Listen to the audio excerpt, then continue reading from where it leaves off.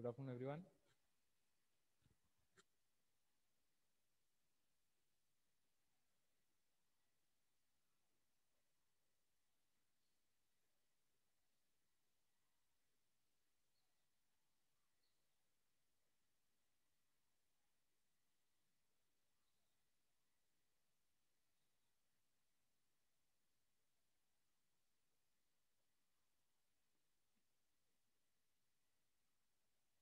Good afternoon, everyone.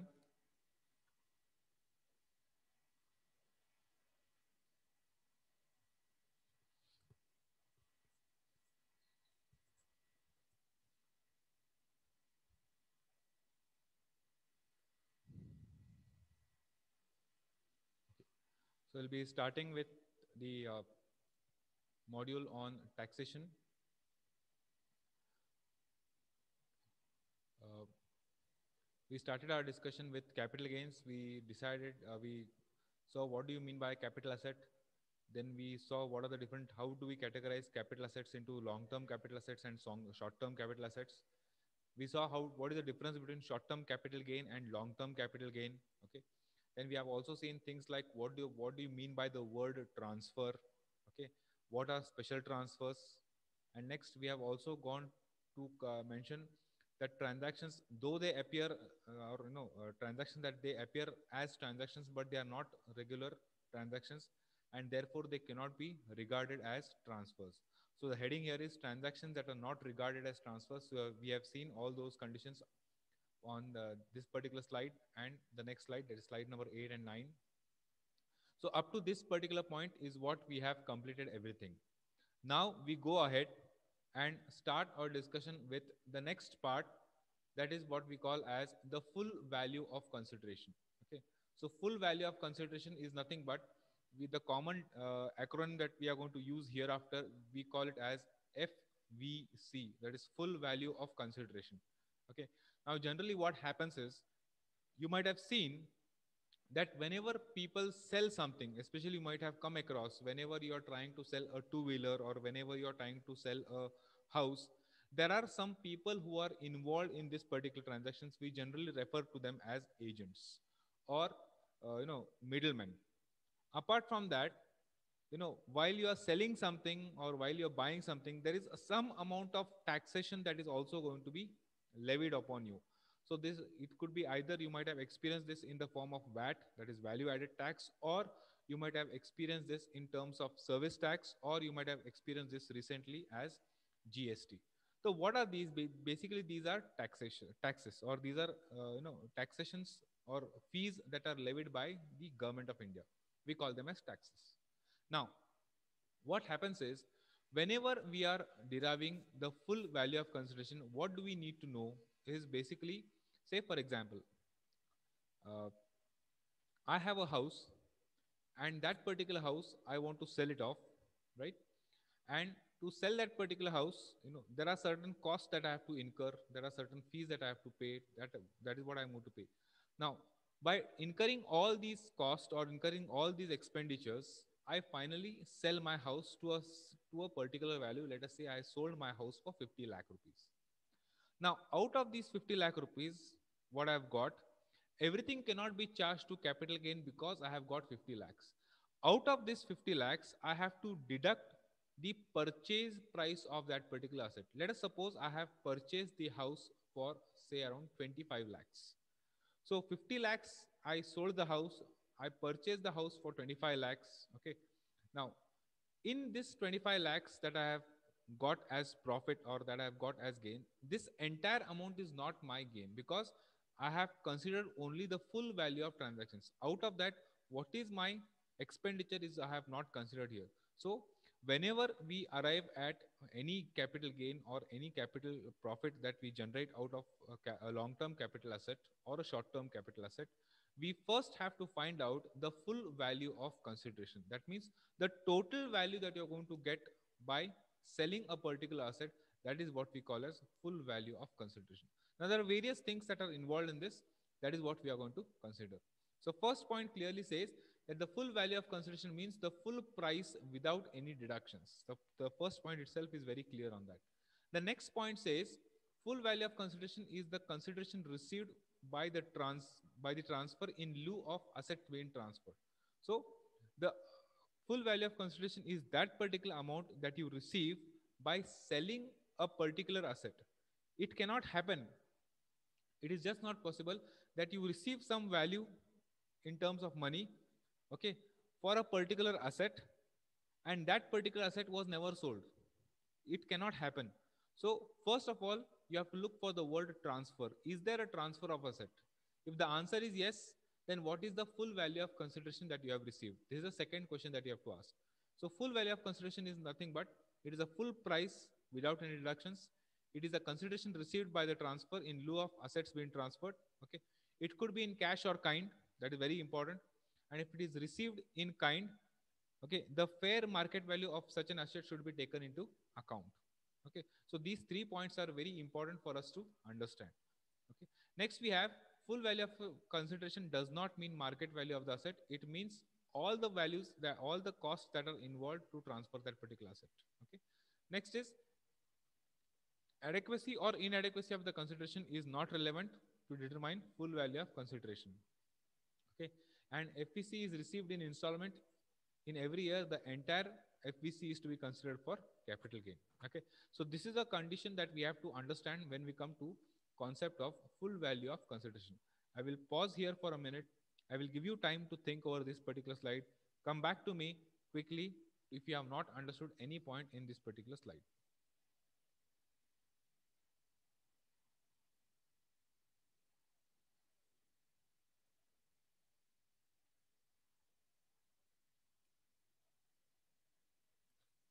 Are you there here? Yes, sir. Can somebody explain me this? What did I just tell you all about?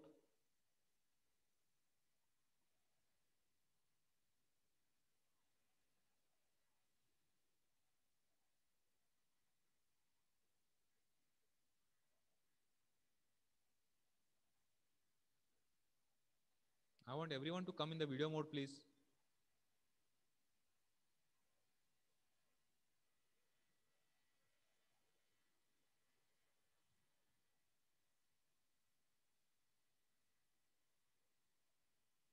Please come in video mode.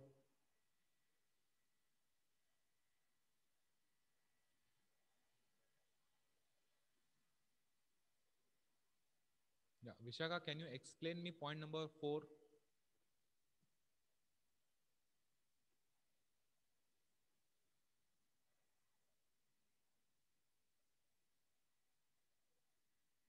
Sorry, point number 5.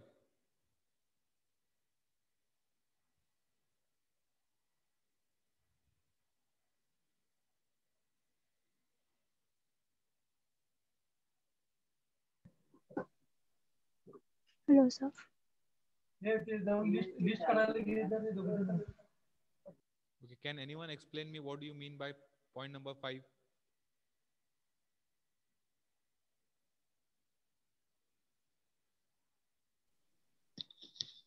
So it means even if we receive the amount in installments, the total of all the installments is to be considered. Yeah. Can you give me an example, Rashmi? No, sir, no idea as far as example is concerned. Okay, let us say, Rashmi, you have purchased a house. Let us say you have purchased the house for 30 lakhs. Okay, and you want to sell that particular house. And to sell that particular house, there are various things. Your property tax has to be paid in time. There should be no dues. Everything, whatever, has to be paid.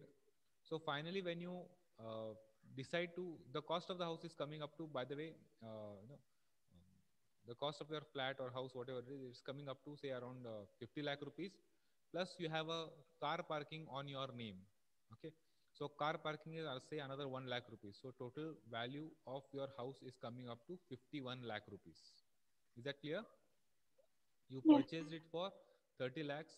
You want to sell your house, and when you arrive at the value of your house, only the residential area value is coming up to 50 lakh rupees, and the parking that you have for your vehicles, that is another 1 lakh rupees. So the total value is coming up to 51 lakh rupees. Okay, plus you have your society maintenance and whatnot. So everything adds together, everything is coming up to say 52 lakh 50,000. Getting it? So now in this particular case, Rashmi, please tell me what is the full value of consideration?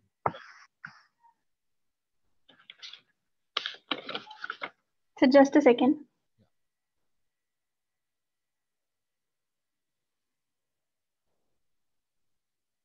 So full value of consideration will be 5,25,000 itself, sir.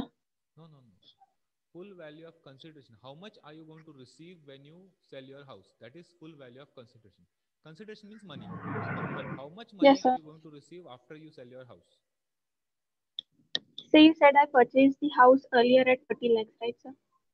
No, I'm not worried about how much did you purchase. How much are you going to get when you sell the house? That is what I require.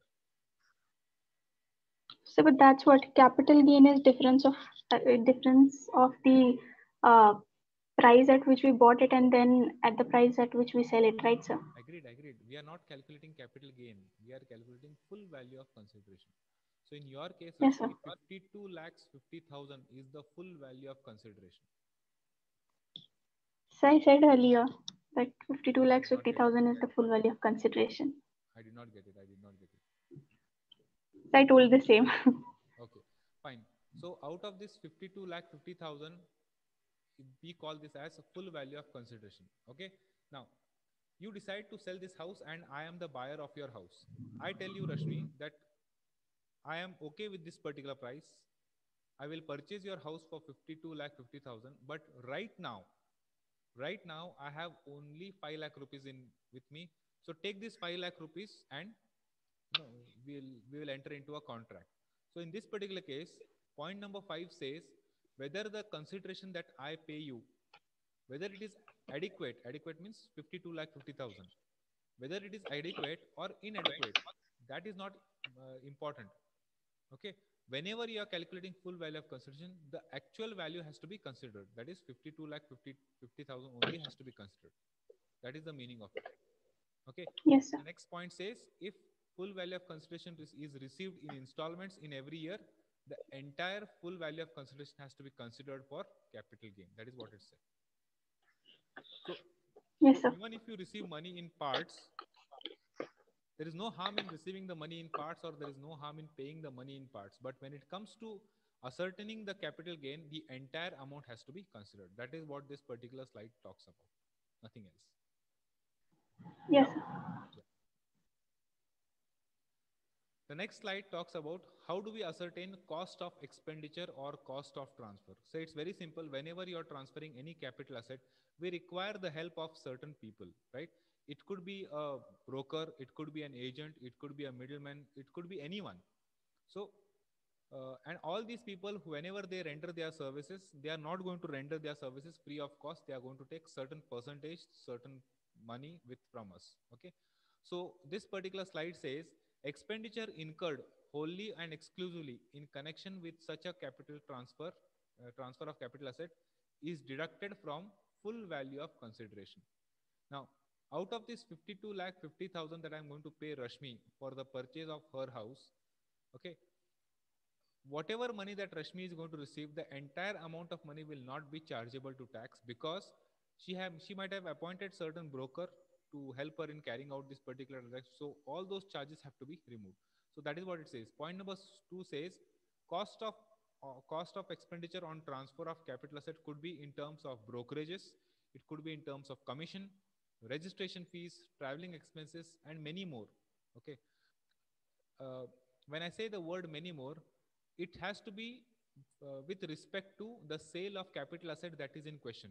If it is for something else, then that expenditure should not be considered. Okay. Next is expenditure towards transfer need not necessarily be prior to the transfer. There are certain expenses wherein even after the property is transferred, certain expenses are incurred. Okay, due for cost of transfer. In such case, okay, the proper deductions are available. Proper deductions should be made available when arriving at capital gain tax. Okay, if deductions are already claimed under different heads, in such cases, these deductions are not applicable under Section 48, which means you cannot claim double benefit under the for the same expenditure. That is not permitted. So there is only one benefit for a certain type of expenditure. That is what it talks about. Any doubts in understanding this particular slide?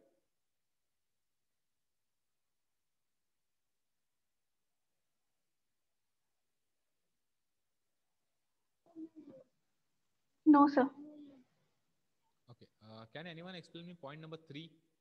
Expenses towards transfer need not necessarily be prior to transfer. Can you give me one example wherein a expenditure is incurred when the property gets transferred?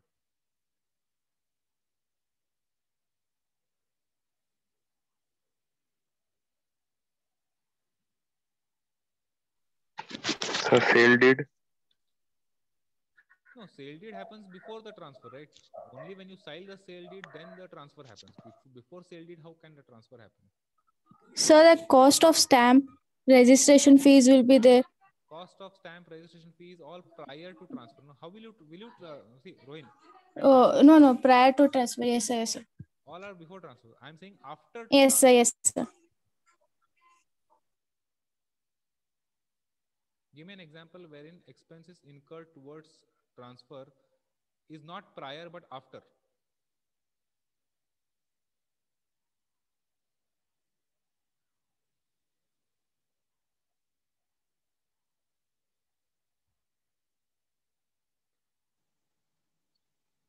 So, for example, we might have sold a house to someone, Okay. and they didn't check all the conditions of the house, and there is some problem with bathroom or plumbing, sir. Then we'll have to incur the charge on it, right, sir? No, no, no. Once they get it to our notice, sir. See, once In the case they might property have not gets checked it transferred, properly. it is not your headache. Honestly speaking, as a goodwill, you can do it, but Yes, sir. uh, you know, once the property's transfer papers are signed, the sale deed gets executed, and the stamp is put on the sale deed. Okay, and it is entered into CTS, City Survey Office. Then it is not your headache. As a goodwill, you can do it, but you cannot claim deductions for that. As a goodwill, you can definitely do it, no doubt about it. Yes, sir.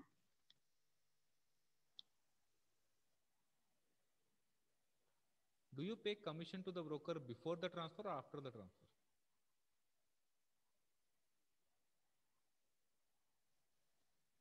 After the transfer, sir. Got the answer? Yes, sir. Okay. One more thing. Off late, GST. When you Yes. pay GST, do you pay GST before or after? The GST, whenever we pay the amount, it's included in the amount, sir. But you pay it, but it has to be credited, right? In the account, in the bank account. It has to be paid. When do you do this? So I didn't get your point. Okay. Suppose you have I have sold this house and it comes under goods and service tax. Okay, the property falls under the purview of goods and service tax. In such case, I do agree that the cost is GST is paid before, but do you really pay before or after the transfer?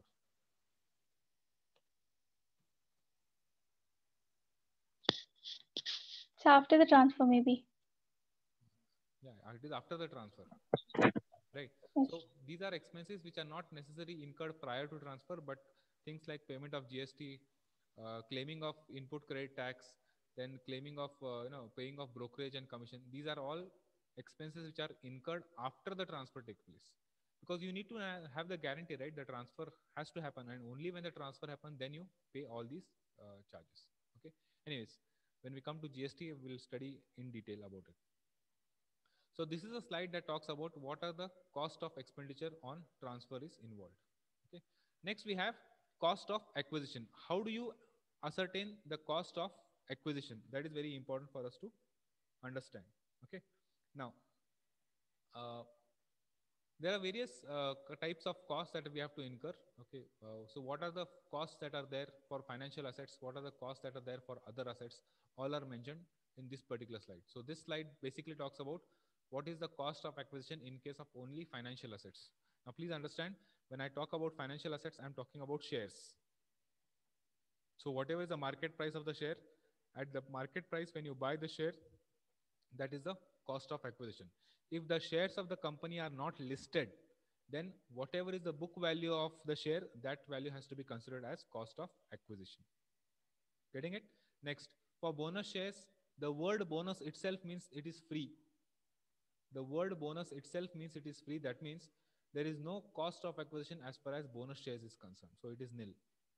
In case of right shares, okay, the amount actually paid, okay, whatever is the amount that has been paid, let us say TCS has decided to go for right shares.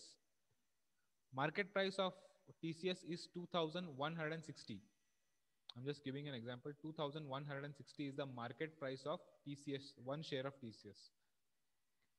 The management of TCS decides that we want to have a right shares, and in case they give you an offer of paying only 2000 rupees, not 2160 rupees, but they tell you that even if you pay 2000 rupees, we will give you this particular share. So what is the cost of acquisition of TCS shares for you? It is 2000 rupees. So that is becomes cost of acquisition. Okay. Rights renunciation, when you say or when you tell TCS that you don't want to any shares of TCS, naturally you have not purchased the shares, so there is no cost of acquisition. So please note, problems will be mostly faced here.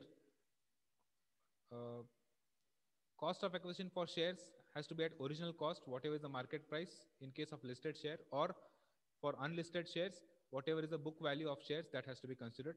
For right shares, what is the amount actually paid for the right shares, that has to be considered. Clear? Next. When it comes to cost of acquisition, okay, that is called COA, cost of acquisition of other assets. Okay, in such case, we have to find out expenditure of capital nature for completing and acquiring the title of the assets. So whatever expenditure that you do, okay, to acquire that particular asset has to be included in the word cost of asset. Maybe you have to travel 2 3 times to that particular location of the asset where the asset has been kept. Probably you have to hire a inspection agency. If you are purchasing any machinery, you might appoint a inspection agency who will go and thoroughly check whether the machine is really working or no. So that is also a cost involved to acquire that particular asset. So service charges, okay, consultancy fee, your traveling expenditures, commission to agents, all this is nothing but cost of acquisition for that particular asset. Okay, it might also include, this is very important, interest borrowed. Interest on money borrowed to purchase that particular asset is also included as cost of acquisition. Yeah. See, if you had not, uh, if you did not purchase this particular asset, you would never have borrowed a loan. And if you have never borrowed a loan, you have never would have paid interest. But because you have decided to buy this asset, because you have decided to acquire this particular asset, you borrowed a loan, and because you borrowed a loan, you have to pay interest. So even interest is considered as a cost of acquisition. Okay. Next is, as I said, consultancy fee. Expenditure incurred to amend the articles of association and memorandum of association or the capital nature of any part of cost of shares. All these fees that you pay to the chartered accountant, everything has to be considered as cost of acquisition. Okay. If the capital asset is acquired before, now this has to be changed. This is going to be now, I'll just make a change here. 2001, it has been changed. If the capital asset is acquired on or before 1st April 2001, then the fair market value as on 1st April 2001 should be considered. Okay, I'll just give you some example here. Let us say that you are living in a house which was constructed by your grandfather, right? He had constructed a house probably way back in 1940, 1950. He might have constructed this particular house, and you have continued to live in this particular house. Now, over a period of time, the house has become weak. It cannot sustain. It is not able to sustain now. So you decide to sell off that particular house and move to a different location, or you decide to sell that particular house. Let us suppose that you have decided to sell this particular house for 1 crore. Okay, you have decided to sell this particular house for 1 crore. And in way back in 1930 or 1940, whenever the house was constructed, the cost of purchase, the cost of acquisition of this house, cost of acquisition means cost of constructing this particular house was, let us say, only 8,000 rupees. So cost of acquisition for you is going to be 8,000 rupees. You are going to sell this house for, let us say, 1 crore. There will be a huge capital gain for you. In other words, you will end up paying a huge amount of tax. So in order to reduce this, what we have to consider is, I have to tell you that though you have constructed, or though you are living in an ancestral house right from 1940, you consider that if you had acquired this house in 2001, what would have been the price of this particular house? You're getting my logic here? I'm explaining you point number 4. Okay, why we need to consider 2001 as a base year. If we do not consider 2001 as a base year, if we consider 1940 whenever the house was constructed at as the year in which the house was built, and 8,000 rupees was the cost that you incurred, in such case you would end up paying a huge amount of capital gain tax. Now, in order not to pay that huge amount of capital gain tax, what you need to do, you have to take 2001 as the base year and multiply a certain number to the cost of acquisition of this particular house of 8,000 rupees. Whatever answer that you get, that will become the cost of acquisition of that house in 2001. In plain and simple words, you might have purchased the house for 8,000 rupees in 1940, but if the same house is purchased in 2001, what would have been the price? I make some calculations, and I come to a value that I I would have incurred around, say, 30 lakh rupees to purchase that particular house. Clear? So your cost of acquisition now becomes 30,000 rupees. Your cost of sale becomes 1 crore. Difference amount is 70 lakh rupees. So on 70 lakh rupees, you are liable to pay capital gain tax. If this benefit is not given, you would have ended up paying a huge amount of capital gain tax on 1 crore minus 8,000. That means 99 lakhs, okay, 92,000 would be your capital gain, and on that money you would have ended up paying a huge capital gain tax. That is where we have to consider that if capital asset is acquired before this particular year, then fair market value as on this particular date should be considered as cost of acquisition. That is what I wanted to tell you. Any doubts in this?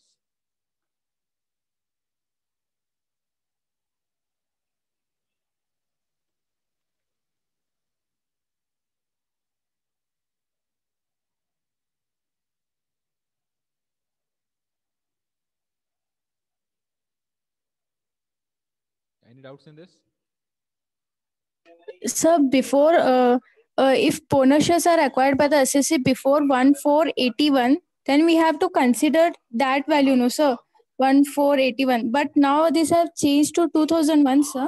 Yes, it has been recently changed to 2001. I have to change it here also. Yes, sir. Earlier it was 1981. Okay, but now it has been changed to 2001. The reason Okay, is sir. Okay, sir. we cannot use old inflation data to arrive at present value of the asset. We have to use the recent data to arrive at the present value of the asset. So we need present inflation Yes, sir. figures and not old inflation figures. That's the reason it has been changed. Yes, sir. Then even if the bonus shares are acquired on or after 2001, then the cost of acquisition of the bonus share is considered to be zero, no sir? Yes, acquisition of bonus share is always zero. The word bonus itself Okay. means free. Okay, sir. Yes, sir. Got it, sir. Thank you, sir. Anything else? Okay, No, sir. No, sir. fine. So this slide basically talks about what has to be considered as cost of acquisition and what could be the cost of acquisition. Okay, so any expenditure to acquire any asset, okay, in terms of fees, interest, amendments, consultancy fees, all has to be considered as cost of acquisition. Not only the cost of the asset, but all these things are also a part of the cost of acquisition. Clear? Any doubts in this? Okay, let's move. Now, cost of acquisition under transfer for depreciable assets. Now, this is a very important condition that we have to understand. cost of acquisition and transfer of depreciable assets under section 50. Okay, if you have any asset, if you have any asset whose value is expected to depreciate over the time, okay, then how do we need to take into consideration the cost of acquisition of that particular asset, is the question that is we have to answer. Okay, now first is we have to ascertain, okay, computation of capital gain or loss is depending in case of depreciable assets, okay, is done under two conditions. We'll try to find out what is condition number one. Condition number one is when computation of written down value is zero, then whether you will have capital gain or no is what we have to understand. Okay, what I will do is I'll just give you some time, take a time of 2 minutes, please read through this condition. Understanding this condition is important. Please read through this condition and then I'll explain to you what is the meaning of the first condition.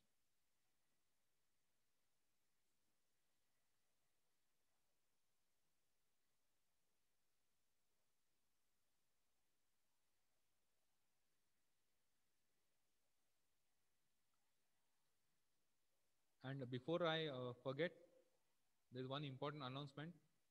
Tomorrow at 11, okay, I have arranged a lecture by one of the persons from Security Exchange Board of India, SEBI. He would be addressing you on mechanisms or techniques to create wealth. Okay, so this is the topic. It is a 1.5 hour session. Preferably, it is a 1 hour session with 15-20 minutes for question and answers.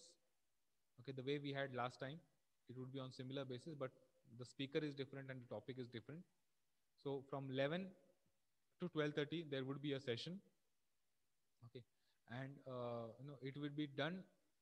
It would be done by one person from Security Exchange Board of India. It would be live from Mumbai itself. Okay, so I want every one of you to join for this particular session. The details of it, I will share it in your WhatsApp group. Tomorrow 11 would be the session.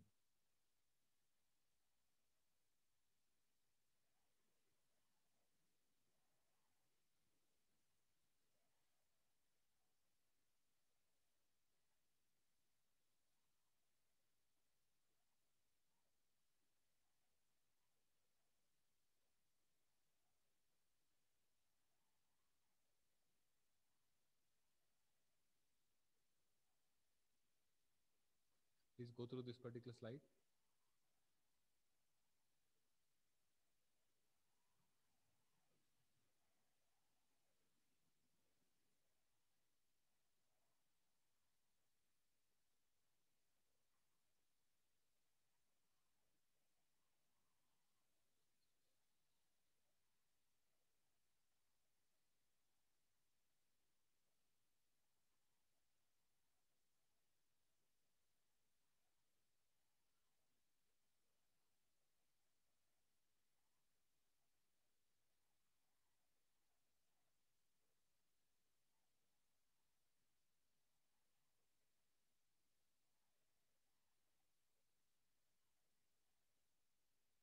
Any doubts here?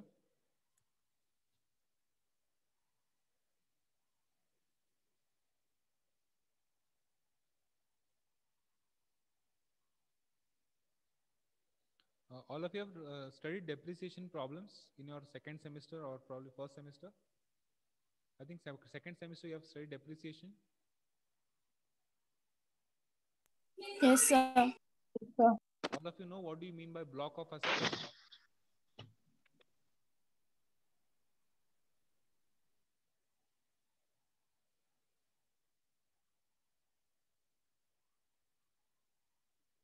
Do you know what is a block of assets? No, sir. Block of assets is basically uh, those particular assets that have a same depreciation rate. They are called as block of assets. Assets that have same depreciation rate, we call them as block of assets. Generally, we have around 5%, 10%, 15%, 20, and 60%. Sorry, 10, 10, 5, 10, 15, 20, 25, and 60% depreciation. Okay. So these are some different blocks of depreciation that we have. Okay, and accordingly, assets have been categorized that they will fall on in any of these particular categories. Clear? So we have to find out how many assets are there in that particular block that comprises of 10% depreciation rate. So which are the assets that come into that? We'll have to find out. Okay, and then go on with step number 2. Clear? Okay.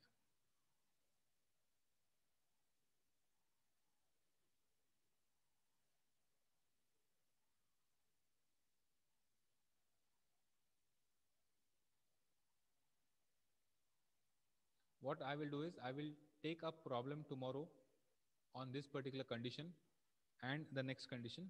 This is the next condition. Okay. I will take a problem on these two conditions and then I will explain to you how do we estimate cost of acquisition and transfer as far as depreciable assets are concerned.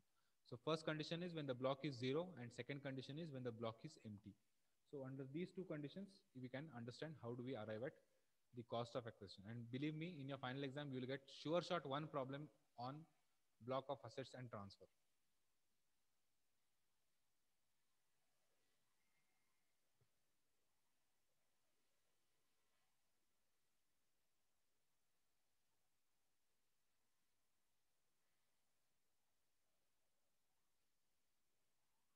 Just make a note of it somewhere, or you can click a photograph of this and keep it. Otherwise, I'll just send you the slides. Tomorrow we'll take up a problem on this particular case and then we'll move ahead. Okay. And most important, tomorrow when you come for the taxation class, the next slide, you need to know this particular slide very, very well. Okay. So this is how you compute short-term capital gain and long-term capital gain. The left-hand side of your screen, okay, the left-hand side of your screen, this talks about short-term capital gain. This is the procedure to arrive at short-term capital gain, and this is the procedure to arrive at long-term capital gain. So up to this point, everything is same. Here we have less cost of acquisition and cost of improvement. Here we have indexed cost of acquisition and indexed cost of improvement. So that is a change there. Accordingly, we'll have short-term capital gain and long-term capital gain, various exemptions, and how the tax is going to be charged. All this we'll study in tomorrow's class. Okay. Immediately now, I'm going to send you this particular slide so that it is there for your reference when we come to solving of problems tomorrow.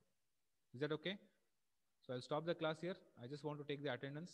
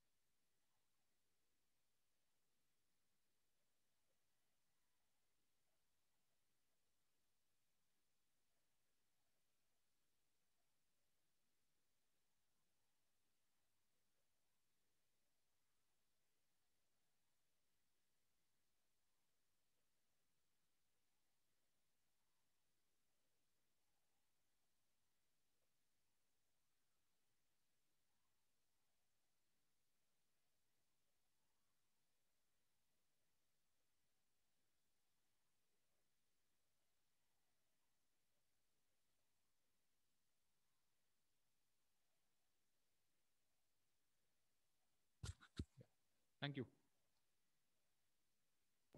Thank you, Thank sir. you, sir. Thank you, sir.